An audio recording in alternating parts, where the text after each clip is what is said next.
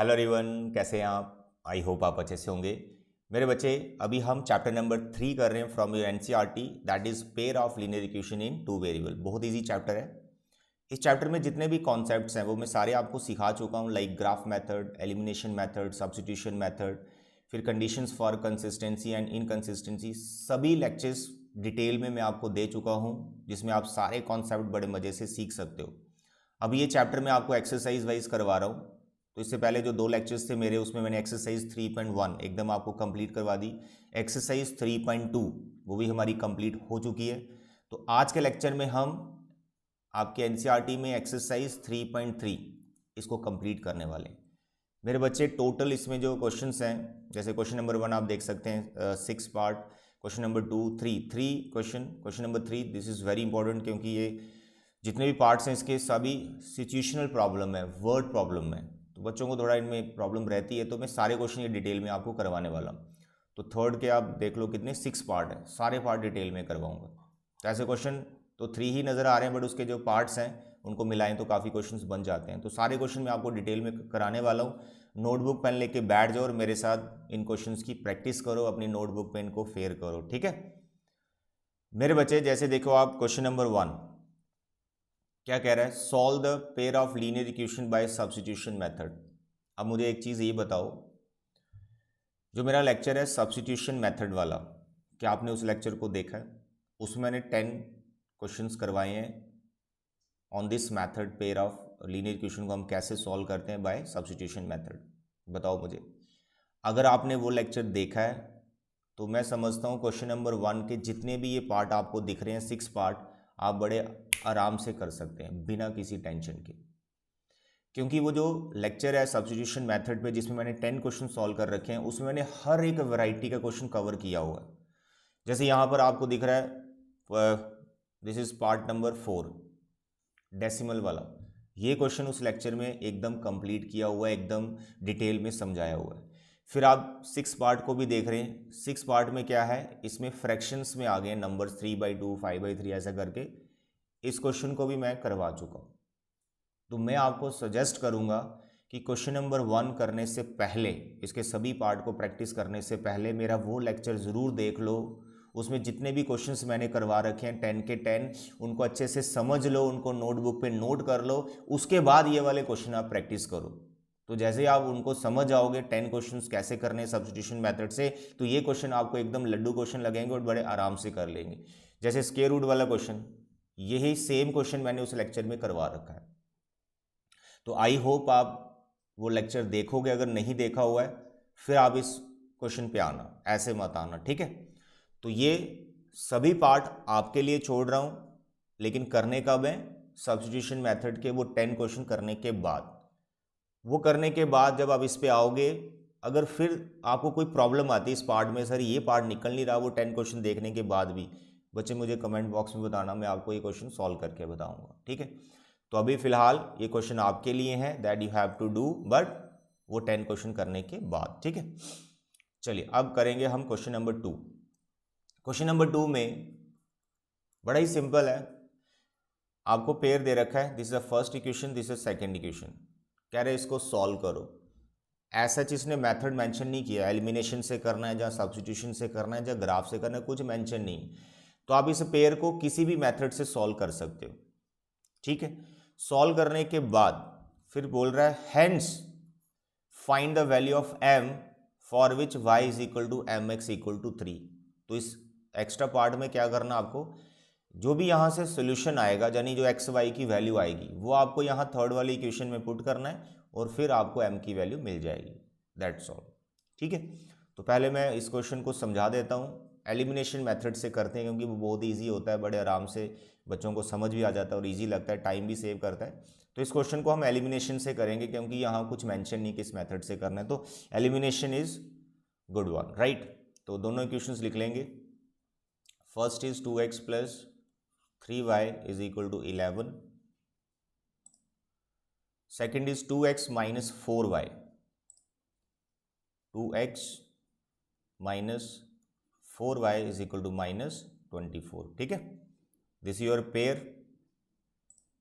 Substitution से करना है तो उससे भी कर सकते हैं, कोई दिक्कत नहीं, बट एलिमिनेशन मैं यहाँ पर क्यों लगा रहा हूँ, क्योंकि यहाँ पर देखा 2x x के कोफिशिएंट ऑलरेडी सेम है, तो एलिमिनेशन के लिए तो मतलब बेटर ऑप्शन है ना एलिमिनेशन लगाना। तो आप जस्ट इन इक्वेशंस को क्या करो, सब्ट्रैक्ट। जैसे आप सब्ट्रैक्ट करोगे as you know sign change हो जाता है, जो दूसरे नंबर पर इक्वेशन लिखी होती है। 2x कैंसिल हो गया, 3y 4y, या आपका 7y आ गया। 24 और 11 दोनों पॉजिटिव हो चुके हैं, प्लस कर दो इनको, 5 2 and 1 3। तो देखो y का वैल्यू कितनी जल्दी आ गया। मेंशन नहीं है तो यार कोई भी मेथड लगा सकते हो आप, ठीक है। तो y इज़ 5, इसको आप फर्स्ट या सेकंड किसी भी इक्वेशन में पुट कर सकते हो। तो मैं यहाँ पर इसको फर्स्ट इक्वेशन में पुट कर रहा हूँ। तो जैसे मैंने इसको फर्स्ट इक्वेशन में पुट किया तो मेरे पास आ गया 2x + 3, y की जगह आपको लिख लेना है 5 = 11। करो कैलकुलेशन, 5 3 = 15, 11, 2x 11 - 15। बताइए भाई 11 में से 15 जाएगा तो -4 आ जाएगा, तो x आ गया -4/2, दैट इज -2। तो भाई सोल्यूशन क्या आ गया, therefore x = -2 and y = 5 is solution of that pair. ठीक है, ये हो गया एक पार्ट। अब इसमें और क्या पूछ रहा है, जो थर्ड इक्वेशन दे रखा है ना, वहाँ से m का वैल्यू निकालना है। तो यहाँ पर आप कुछ नहीं करेंगे, थर्ड इक्वेशन को आप लिखेंगे y = mx, ठीक है, क्या दे रखा है mx + 3, y = mx + 3, इसको लिखा। हैंस फाइंड का मतलब होता है कि जो आपका सोल्यूशन आया उसी की हेल्प से यहाँ से जो भी फाइंड करने के लिए बोला वो करना होता है। तो अब सिंपल है यार, इसमें x का वैल्यू जो आ रहा है ना और y का वैल्यू जो आया, ठीक है, इन दोनों को इस इक्वेशन में डाल दीजिए, सोल्यूशन को डाल दीजिए इसमें। तो y आपका 5 है, x आपका -2 है। लो भाई यहाँ से अब आप m बड़े मज़े से निकाल सकते हो। इट इज़ -2m + 3, करो सिंप्लीफाई। सर 2m इधर आ गया, सर 3 - 5 सर -2 हो गया। अब बताओ m कितना आ रहा है, सर m इज़ -2/2, तो कितना आ गया -1, दैट्स ऑल। ये हो गया आपका कंप्लीट क्वेश्चन नंबर 2। ओके, तो मेरे बच्चे फिर मैं बोल रहा हूँ, क्वेश्चन नंबर 1 के सभी पार्ट आपको कॉपी पे प्रैक्टिस ज़रूर करने हैं, लेकिन जो मैंने 10 क्वेश्चंस करवाए हैं सब्स्टिट्यूशन मेथड पे, उनको करने के बाद फिर आप इनको ट्राई करेंगे, आपको मज़ा आ जाएगा। आप बोलोगे सर वाह, ये तो हम ऐसे ही सॉल्व करी जा रहे हैं बिना किसी टेंशन के, ठीक है ना।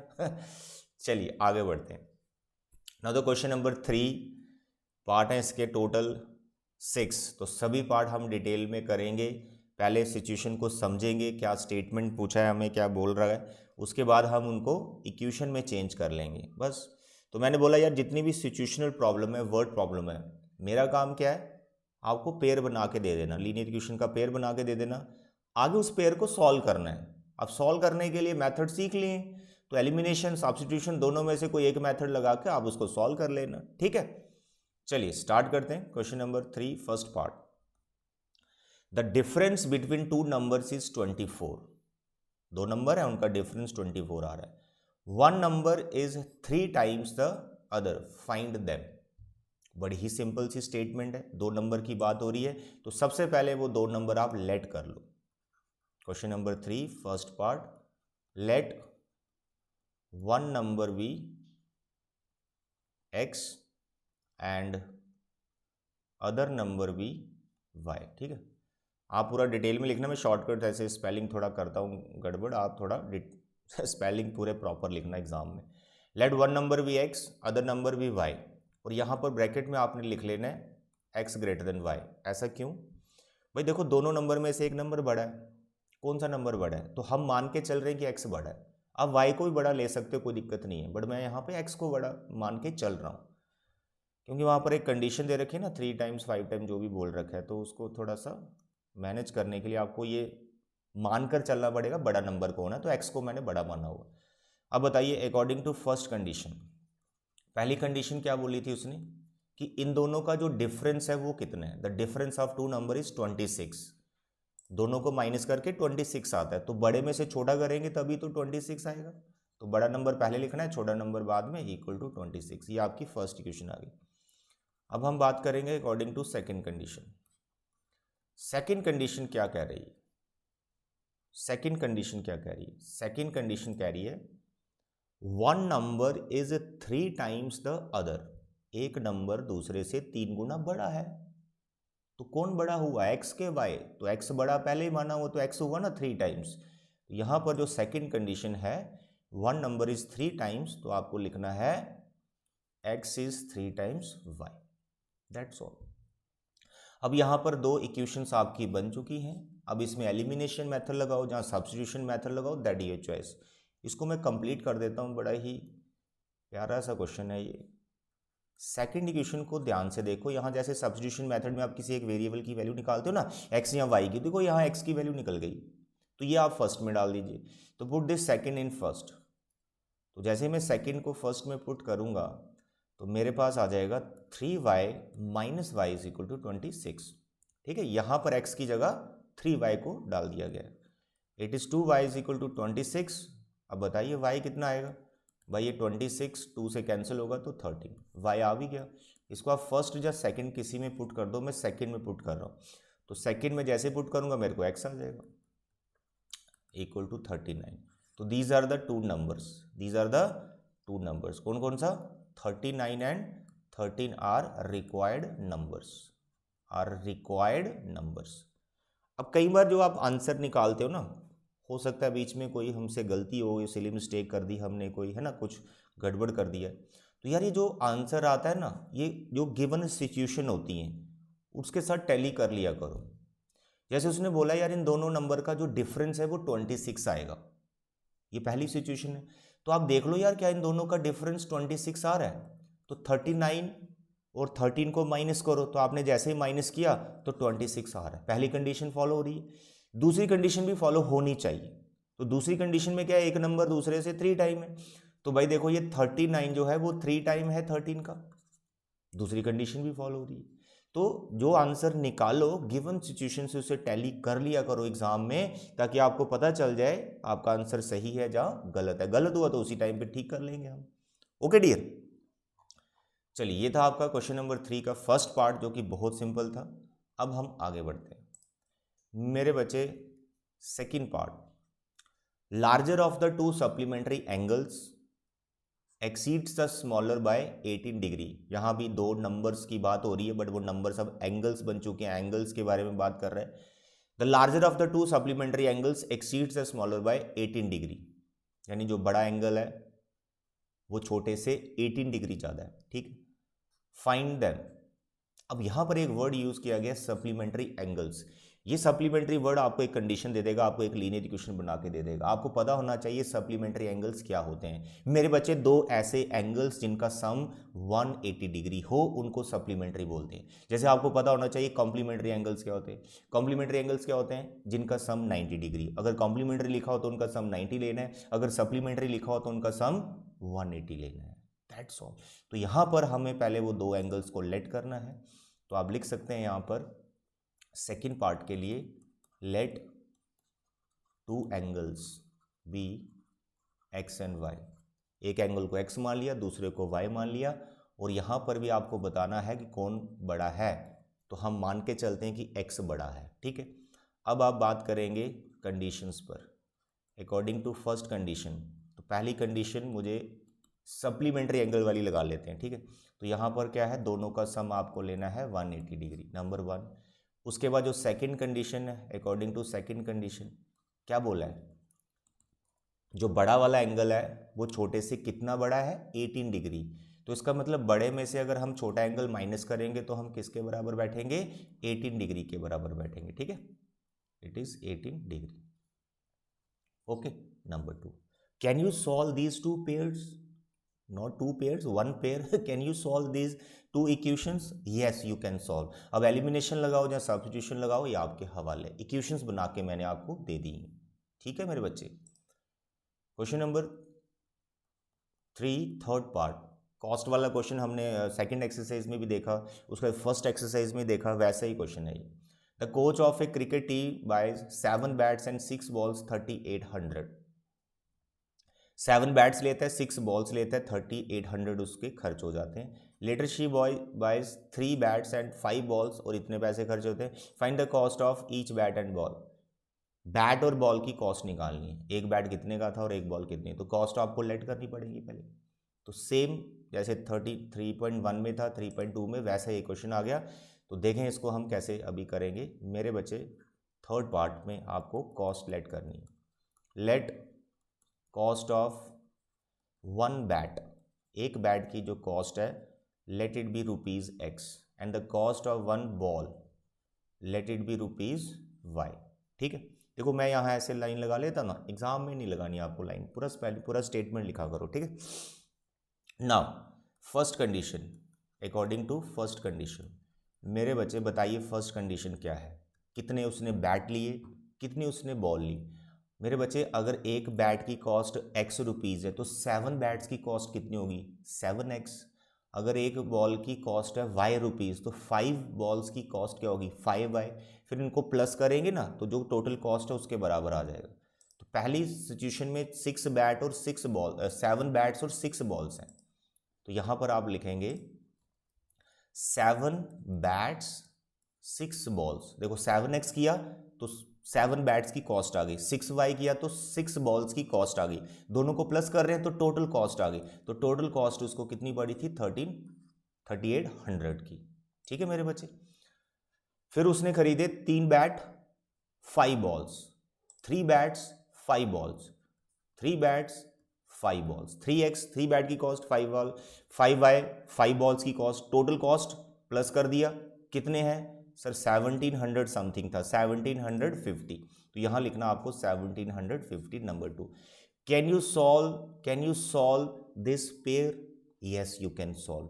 एलिमिनेशन, सब्स्टिट्यूशन सब सीख रखा है, किसी भी मेथड से आप इसको सॉल्व करो मेरे बच्चे। फिर भी आपको इनको सॉल्व करने में प्रॉब्लम आती, कोई कंफ्यूजन, आप मुझे कमेंट बॉक्स में बताइए, मैं आपका फिर से इसको सॉल्व करके सेपरेटली बता दूंगा। अभी देखो पीछे एक लेक्चर दिया था मैंने, आई थिंक वो था सब्स्टिट्यूशन मेथड का ही लेक्चर था, उसमें 10 क्वेश्चन जो सॉल्व किए ना, लास्ट वाला क्वेश्चन मैंने बोला चलो ये होमवर्क आपका, ठीक है। तो एक बच्चे ने पूरा सॉल्व किए, 9 क्वेश्चन देखे, फिर उनको सॉल्व किया, 10th जो होमवर्क दिया था वो भी उसने सॉल्व किया, बट वो जानना चाहता था सर हमारा इसका आंसर क्या है, तो उसके लिए मैंने स्पेशल आंसर बनाया, उसको सॉल्व करके बताया, उसका डाउट आया। तो ऐसे आप अपने डाउट्स भेजो, मैं वीडियो लेक्चर के थ्रू वो डाउट्स आपके क्लियर करता रहूँगा, ठीक है, जो भी आपकी क्वेरी होगी। चलिए आगे बढ़ते हैं। नाउ दिस फोर्थ पार्ट, ये काफ़ी इंपॉर्टेंट पार्ट है मेरे बच्चे, ध्यान से समझना इसको। कह रहे the taxi charges in a city consist of a fix charge together with the charge for the distance covered. कह रहे भाई अगर आप किसी टैक्सी को हायर करते हो तो हायर करने के एक फिक्स्ड चार्ज है और उसके बाद कुछ और चार्ज लगते हैं जितना डिस्टेंस आप कवर करोगे उसके अकॉर्डिंग। जैसे आपने कोई टैक्सी ले ली ना, हायर कर ली, तो आपको उसको एक फिक्स अमाउंट देना पड़ेगा, 10 रुपये 20 रुपये 5 रुपये जितने भी रखे हैं उसने। उसके बाद आप जितना डिस्टेंस कवर करोगे 1 किलोमीटर के हिसाब से उधर प्राइस है, ठीक है, रेट है, ठीक है, तो वो आपको अलग से देना पड़ेगा। तो वो कितना है देखो, कह रहे for a distance of 10 kilometre, अगर आप 10 किलोमीटर चलते हैं द चार्ज पेड इज ₹105। अगर आप 10 किलोमीटर चले तो आपके 105 रुपये लगे, 105। And for journey of 15 kilometre, अगर आप 15 किलोमीटर डिस्टेंस कवर करते हैं बाय दैट टैक्सी तो आपको देने पड़ेंगे 155 रुपीज़। ये होगी दो सिचुएशन। अब यहां पर उसने क्या पूछा है, what are the fix charges, वो फिक्स चार्ज कितने थे, टैक्सी को हायर करने के कितने चार्ज है, एंड द चार्ज पर किलोमीटर, और किलोमीटर के हिसाब से टैक्सी वाला आपसे कितने पैसे ले रहा है। फिर आगे क्वेश्चन है how much does a person have to pay travelling a distance of 25 kilometre. फिर बोल रहा है कि अगर हम 25 किलोमीटर चले तो हमें कितने पैसे देने पड़ेंगे। देखो बच्चे बड़ा ही सिंपल है, दो चीज़ें आपको यहाँ पे लेट करनी है, एक तो fix charge, let fix charge भी ₹x, और एक आपको लेट करना है पर किलोमीटर के अकॉर्डिंग कितना चार्ज लग रहा है, एंड चार्ज पर किलोमीटर, 1 किलोमीटर के हिसाब से पर 1 किलोमीटर, 1 किलोमीटर के हिसाब से आपको कितने पैसे देने पड़ेंगे, लेट इट बी ₹y। अब देखिए first condition, according to first condition, ठीक है, अकॉर्डिंग टू फर्स्ट कंडीशन क्या कहती है फर्स्ट कंडीशन, 10 किलोमीटर का डिस्टेंस कवर किया था उसने, कितना 10 किलोमीटर का डिस्टेंस कवर किया था, तो उसको कितने पैसे देने पड़े, उसको पैसे देने पड़े 105। तो मेरे बच्चे यहाँ पर जो फर्स्ट कंडीशन है उसमें x प्लस 10y आएगा और ये बैठेगा आपका 1 कितना देखा था 105। सर ये कैसे बन गया थोड़ा समझाइए, अभी समझाते। I am very sorry. चलिए देखो बच्चे x क्यों लिखा मैंने, x इसलिए लिखा क्योंकि जैसे आपने टैक्सी हायर किया तो आपको कुछ अमाउंट उसको देना पड़ेगा ना, फिक्स चार्ज जो था टैक्सी को हायर करने के फिक्स चार्ज, तो x वो आ गए। फिर आप कितना किलोमीटर चले, डिस्टेंस कितना कवर किया आपने, डिस्टेंस कवर किया 10 किलोमीटर, तो 1 किलोमीटर के वो कितने पैसे ले रहा है आपसे, y रुपीज़, 1 किलोमीटर के वो y रुपीज़ ले रहा है। तो अगर आप 10 किलोमीटर चले हैं तो आपको कितने पैसे देने पड़ेंगे, 10y। तो 10y जो है 10y ये किस चीज़ को रिप्रेजेंट कर रहा है, डिस्टेंस के अकॉर्डिंग कितना पैसा आपको देना पड़ा, और x किसको बता रहा है, टैक्सी हायर करने के जो फिक्स चार्ज है वो तो देने ही देने हैं। तो दोनों को प्लस करेंगे तो टोटल फिर अमाउंट बनेगा और वो आपका लगा 105 रुपया 10 किलोमीटर के लिए। इसी तरह से अकॉर्डिंग टू सेकंड कंडीशन, मेरे बच्चे सेकंड कंडीशन में x प्लस x तो लिखना ही लिखना है, फिक्स चार्ज तो देने ही देने। अब आप कितना किलोमीटर चले, सेकंड कंडीशन में क्या है, कितना किलोमीटर चले, 15 किलोमीटर डिस्टेंस कवर किया, तो यहां पर आपको लिखना है 15y, क्योंकि 1 किलोमीटर का y रुपीज़ दे रहे हैं तो 15 किलोमीटर चले 15y हो गया, और टोटल पैसा कितना देना पड़ा 155। दैट्स ऑल मेरे बच्चे, बस आपने इस पेयर को क्या करना है, सॉल्व करना है। अब मैं इसको सॉल्व करके बताता हूँ, क्योंकि इसमें एक क्वेश्चन और उसने ऐड कर दिया ना, एक क्वेश्चन और ऐड कर दिया, 25 किलोमीटर के कितने पैसे देने पड़ेंगे, तो वो कैसे निकालना है उसको बताने के लिए मुझे इसको सॉल्व करना पड़ेगा। तो पेयर आपके सामने है, मैं यहाँ पर अप्लाई कर रहा हूँ elimination method, just subtract these two equations, क्योंकि x के कोएफिशिएंट ऑलरेडी सेम है, साइन चेंज, x बचे कैंसिल हो जाएगा, 10 में से 15 सर -5y, सर 105 में से 55, सर पता नहीं कितना होता है ये, अरे भाई ऐसे करके कर लो ना, फिर क्या है ऐसे तो दिख रहा है सामने, 5 में से 5 आ गया 0, सर 5 में से 0 सर जी 5, 50, ठीक है, यहाँ पर आ गया आपका -50, ये माइनस माइनस कैंसिल हो गया, y आपका 10 आ गया। Is it clear? अगर y आ गया तो आप x भी निकाल सकते हैं, पुट इन फर्स्ट, तो जैसे आप फर्स्ट में पुट करेंगे इसको, तो y की जगह आपने 10 लिखा, 105 and x plus 100 is equal to 105, x is equal to 105 minus 100, so what is x, x is 5।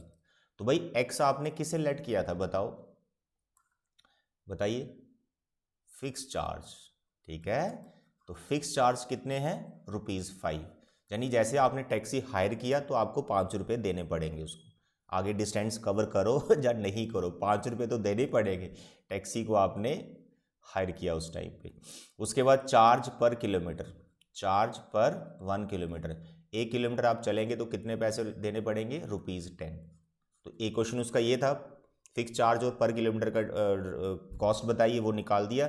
अब कह रहा है कि 25 किलोमीटर चलने पर मुझे कितने पैसे देने पड़ेंगे, कॉस्ट ऑफ 25 किलोमीटर, तो कितनी होगी, एक तो आपको फिक्स चार्ज देना पड़ेगा जो कि 5 रुपये है, उसके बाद आप चले कितना 25 किलोमीटर, तो 1 किलोमीटर का कितना है कॉस्ट 10 रुपये, तो यहाँ पर आप बोल हैं 10 × 25 करो भाई, 5 यहाँ पर आ गया 250 प्लस किया 255, तो ₹255 you have to pay for 25 kilometre distance. Okay dear, तो देखो ये पूरा डिटेल में मैंने आपको करवा दिया, fourth part, and it is very important. Now the next is fifth part, very easy, fraction वाला है। तो यहाँ पर fraction becomes 9/11 if 2 is added to both the numerator and denominator. तो पहली सिचुएशन क्या है कि यार कोई फ्रैक्शन है, fraction you know like rational number 2 p/q की फॉर्म में, तो कोई फ्रैक्शन है, अगर आप उसके न्यूमिनेटर में 2 ऐड करें और डिनोमिनेटर में भी 2 ऐड करें तो फ्रैक्शन 9/11 हो जाती है। पहली सिचुएशन ये, यहाँ से लीनियर इक्वेशन बनेगी।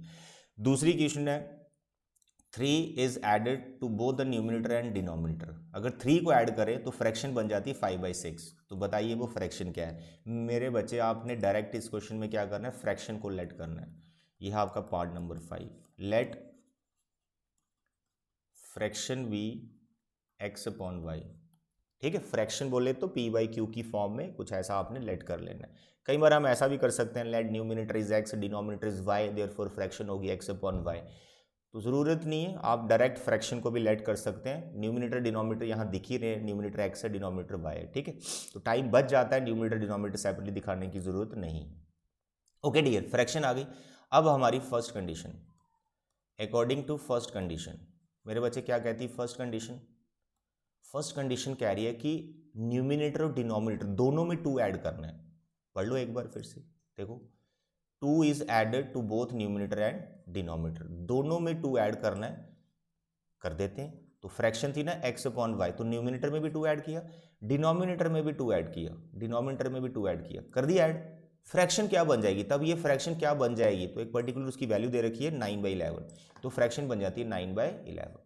तो भाई यहाँ से इसको लीनियर इक्वेशन में चेंज कर लो, कुछ नहीं करना, क्रॉस मल्टीप्लाई कर लो। 11 को इधर ले आओ, 9 की तरफ ले जाओ, y+2 cross multiply, 11x + 22, 9y, 9 2 18, ठीक है। देन सिंप्लीफिकेशन, 11x 9y इधर आ गया, 18 - 22, 11x - 9y, भाई 22 में से 18 माइनस करो सर जी, -4। फर्स्ट इक्वेशन बन गई, कितना सिंपल है। अब लिखो second, according to second condition. तो मेरे बच्चे क्या कहती है सेकंड कंडीशन? सेकंड कंडीशन में न्यूमिनेटर एंड डिनोमिनेटर दोनों में क्या ऐड किया था? दोनों में आपने ऐड किया था 3 और फ्रैक्शन बन गई थी 5/6। तो सेकंड कंडीशन में इस फ्रैक्शन में न्यूमिनेटर और डिनोमिनेटर में 3 ऐड करना है, फ्रैक्शन 5/6 हो जाएगी। इसी तरह से क्रॉस मल्टीप्लाई करो, ठीक है मेरे बच्चे। चलिए simplify, 3x 3 3 = 9, 5y 5 3 = 15, 3x 5y इधर आ गया, 15 की तरफ मैं ले गया 9। Okay dear, then 3x - 5y, 15 में से 9 sir ji 6, it is number 2। तो ये जो पेयर आपका बन गया, ये आपकी फर्स्ट इक्वेशन और ये आपकी सेकंड इक्वेशन। इसको एक साथ लिखो, एलिमिनेशन या सब्स्टिट्यूशन किसी भी मेथड से आप इसको सॉल्व कर लो, क्योंकि ऐसा सच मेंशन नहीं कि किस मेथड से सॉल्व करना है। एक बार मैं देख लूँ, नहीं इस क्वेश्चन में पर्टिकुलर बोला हुआ है सब्स्टिट्यूशन मेथड, ठीक है। तो सब्स्टिट्यूशन मेथड से सॉल्व करना, बट एग्जाम में अगर मेंशन नहीं है तो you can apply any method, ठीक है। चलिए now the last part, age वाला क्वेश्चन। पीछे लेक्चर में भी ये कवर हो चुका है एज वाला क्वेश्चन, इसको भी देख लेते हैं। 5 years hence the age of Jacob will be 3 times that of his son. 5 साल के बाद जैकब की जो एज है वो अपने बेटे से 5 गुना नहीं 3 गुना ज़्यादा हो जाएगी। फिर कहता है 5 years ago, 5 साल पहले क्या था? Jacob age was 7 times that of his son, what are their present ages. तो एजेस वाले क्वेश्चन में बोला यार मैक्सिमम आपको प्रेजेंट एज लेट करनी है, उसका जो कंडीशंस है वो अप्लाई करनी है, अपने आप क्वेश्चन बन जाता है। तो मेरे बच्चे फिफ्थ पार्ट देखो, सबसे पहले प्रेजेंट एज दोनों की लेट कर लो। Let present age of Jacob, Jacob की जो प्रेजेंट एज है वो आप लेट कर लो x years, ठीक है। एंड प्रेजेंट एज उसके सन की, present age of his son, उसके बेटे की जो प्रेजेंट एज है वो आप लेट कर लो y years, हो गई। अब लगाओ सिचुएशन। अब सिचुएशन में ध्यान रखना कि जो भी एज वाले क्वेश्चन होते हैं ना, कई बार 10 साल बाद, फिर 10 साल पहले, उसी सिचुएशन पे मतलब ईयर के हिसाब से कंडीशन बनाई होती है कि 10 साल पहले ऐसा हो रहा था, 5 साल बाद ऐसा हो रहा है। तो आपको पहले वो वाली एज, मतलब उस एज पे ही कंडीशन लगानी होती है, ऐसा नहीं कि प्रेजेंट एज पे कंडीशन लगा दो। अगर 10 साल पहले की बात हो रही है तो 10 साल पहले इनकी एज क्या थी दोनों की, उस पे आपने इक्वेशन बनानी होती है। भैया आपको लिख के बताता हूं फिर आपको समझ में आएगा। देखो अकॉर्डिंग टू फर्स्ट कंडीशन, पहली कंडीशन क्या है? पहली कंडीशन क्या है देखते हैं। पहली कंडीशन क्या है? पहली कंडीशन है 5 years hence। तो मुझे ये लिखना पड़ेगा कि 5 साल बाद की बात हो रही है, आफ्टर 5 years। ये आपने हेडिंग दे लेनी कि सर जो मैं फर्स्ट कंडीशन लगा रहा हूं वो किस टाइम की कंडीशन है? 5 साल बाद जो होगा, हैंस मतलब बाद की बात हो रही है, ठीक है। 5 years हैंस क्या हुआ? जैकब विल बी 3 times, तो 5 साल बाद जो हो रहा है पहले उसको इंग्लिश में लिखो स्टेटमेंट में जैसे उसने दे रखा है, फिर उसको मैथमेटिकली कन्वर्ट करो। मैं तो ये सजेस्ट करूंगा, देखो क्या, Jacob's age 3 time his son's age. आता समझ? मैंने क्या किया, फर्स्ट कंडीशन पहले ईयर बताए, आफ्टर के बिफोर क्या है, आफ्टर 5 ईयर्स ये हो रहा है, पहले मैंने स्टेटमेंट में लिखा ना। अब आप क्या करो, जैकब की एज लिखो। अब बच्चे कई बार गलती करते हैं, यहाँ जैकब की एज एक्स लिख देंगे, यानी प्रेजेंट वाली लिख देंगे। प्रेजेंट वाली नहीं लिखनी है, क्योंकि बात किसकी हो रही है, आफ्टर 5 ईयर्स। तो जैकब 5 साल बाद कितने साल का होगा, अगर प्रेजेंट एज उसकी एक्स है तो वो वाली आपको एज लिखनी है जो कि एक्स प्लस 5 होगी। आज की एज उसकी एक्स है तो 5 साल बाद एक्स प्लस 5 होगी। 3 टाइम हिज सन्स एज। अब सन्स की एज प्रेजेंट वाली मत लिख देना, 5 साल बाद की बात हो रही है, तो 5 साल बाद उसके बेटे की एज क्या होगी, आज उसकी वाई थी तो होगी वाई प्लस 5। That's all. ये थोड़ा आपने ध्यान रखना है, बस इसको सिंप्लीफाई करके लीनियर इक्वेशन बना लो। एक्स प्लस 5, 3y, 5 3 = 15, वाई वाली टर्म ले जाओ एक तरफ, 15, 5 उधर चला गया, x - 3y = 10। बन गई फर्स्ट लीनियर इक्वेशन। बस इसी तरह से सेकंड बन जाएगी according to second condition.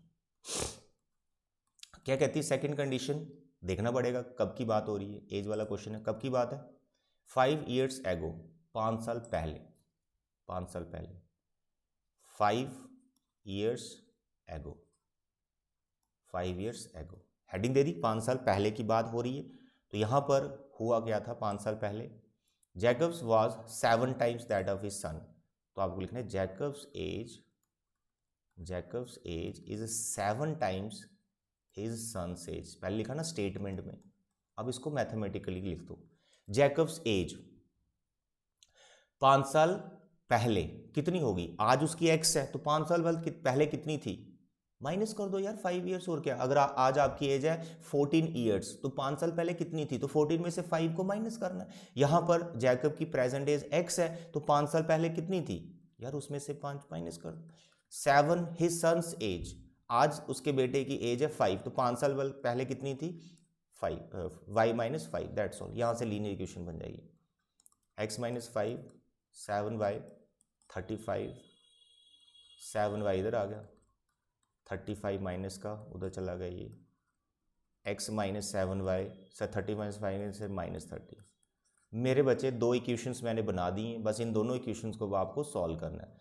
Substitution method से यू कैन सॉल्व, क्योंकि बोला है उसने, मेंशन नहीं है तो एलिमिनेशन मेथड भी आप लगा सकते हो, ठीक है।